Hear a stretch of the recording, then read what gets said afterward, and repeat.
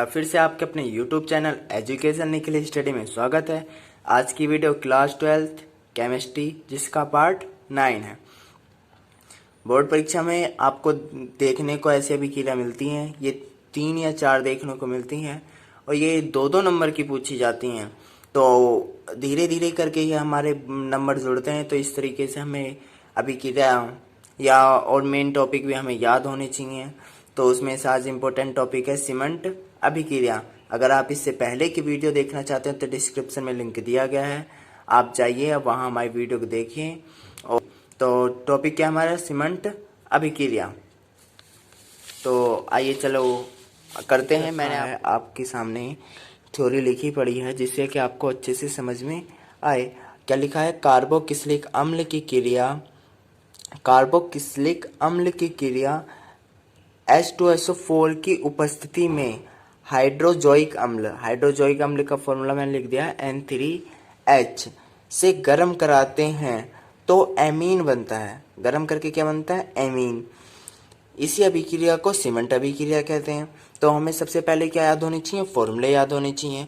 और दूसरी बात कि हमें ये अगर थ्योरी याद है, क्योंकि बहुत बच्चों की रिएक्शन जो होती है वो हमें बहुत बच्चे नहीं कर पाते हैं, तो आप क्या याद कर लो? थ्योरी याद कर लो। थ्योरी की सहायता से आप बहुत आसान से रिएक्शन कर सकते हैं।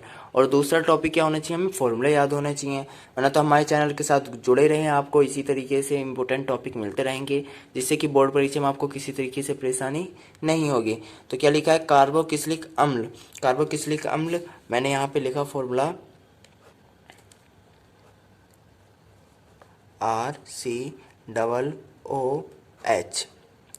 ये हमारा क्या है? कार्बोक्सिलिक अम्ल। और उसके बाद क्या कहा? H2SO4 की उपस्थिति में। जब H2SO4 की उपस्थिति में हमें उपस्थिति में कहे तो हमें यहाँ पे लिखना है H2SO4। तो इस उपस्थिति में कहा तो H2SO4 हमने काय की उपस्थिति में लिख लिया? H2SO4 की उपस्थिति में। फिर उसके बाद इसने क्या कहा? हाइड्रोजोइक अम्ल से गर्म कराते हैं, तो यहाँ प्लस हाइड्रोजोइक अम्ल। हाइड्रोजोइक अम्ल का फॉर्मूला क्या होता है? N3H। इसका नाम लिख देता हूँ। ये हमारा क्या है? कार्बोक्सिलिक अम्ल। और ये हमारा क्या है? हाइड्रोजोइक अम्ल।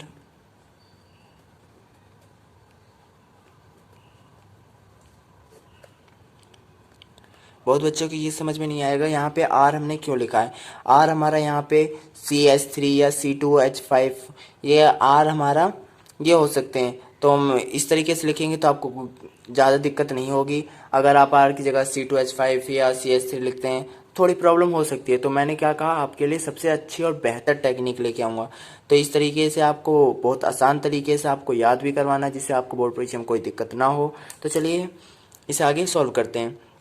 हमारे पास R यहाँ पर है और यहाँ पर N3H है, तो हमारे पास प्राथमिक क्या बनता है? हमें पता है एमीन बनता है। तो एमीन बनेगा तो हम क्या करेंगे? R ले लिया और यहाँ पे ले लिया NH2 ले लिया, तो ये हमारी क्या है? एमीन बन गया। यहाँ से एक R ले लिया और यहाँ से हमने N और H2 ले लिया, तो यहाँ पे हमारा 3N थे। जब जाहिर सी बात है यहाँ पे 3 लिखा है तो N कितने हुए? 3 हुए। तो हमें कितने चाहिए? यहाँ पे हमने लिए 1, तो हमारे पास कितने बचे? 2 बचे हैं। तो 2 के बचने के लिए हमने क्या लिखेंगे?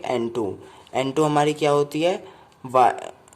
एक नाइट्रोजन गैस होती है। तो गैस हमारी इसमें उड़ गई, तो यहाँ ये तीर का निशान बनाती है जिससे कि हमें पता चले कि गैस है और ये उड़ गई ऊपर की तरफ। और फिर हमारे पास हमने देखा यहाँ पे C है और 2 O बचे हैं। तो जाहिर सी बात है हमें फॉर्मूला पता है क्या बनता है? CO2 बनता है। तो हमने यहाँ पे क्या ले लिया? CO2 ले लिया। और ये भी क्या होती है? कार्बन डाइऑक्साइड होती है। ये भी हमारी उड़ गई, तो इसे हम क्या लिख सकते हैं? प्राथमिक एमीन लिख सकते हैं। प्राथमिक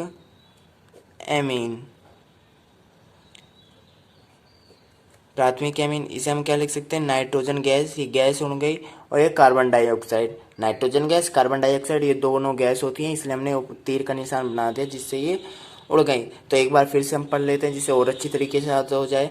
लिखा है कार्बोक्सिलिक अम्ल की क्रिया H2SO4 की उपस्थिति में। हमने लिखा कार्बोक्सिलिक अम्ल की क्रिया H2SO4 की उपस्थिति में कहे तो हमें यहाँ पे लिखना है। और हाइड्रोजोइक अम्ल हमारे पास क्या है N3H से जब गर्म कराते हैं तो क्या बनता है एमीन बनता है, एमीन R।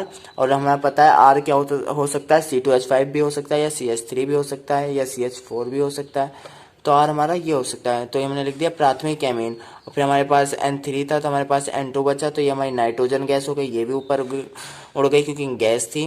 और हमारे पास COO2 तो ये कार्बन डाइऑक्साइड, ये भी ऊपर उड़ गई। अगर वीडियो अच्छी लगी तो लाइक कर दो, यदि आप हमारे चैनल पर नए हो तो सब्सक्राइब कर दो।